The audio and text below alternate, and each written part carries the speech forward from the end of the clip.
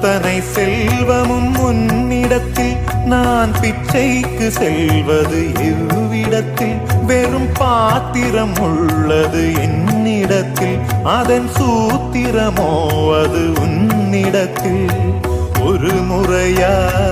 இருமுறையா பல முறை பல பிறப்பெடுக்க வைத்தாய் புதுவினையா பழவினையா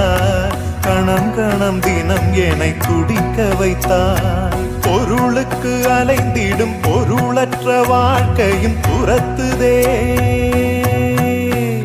உன் அருள் அருள் அருள் என்று அலைகின்ற மனம் இன்று பிதற்றுதே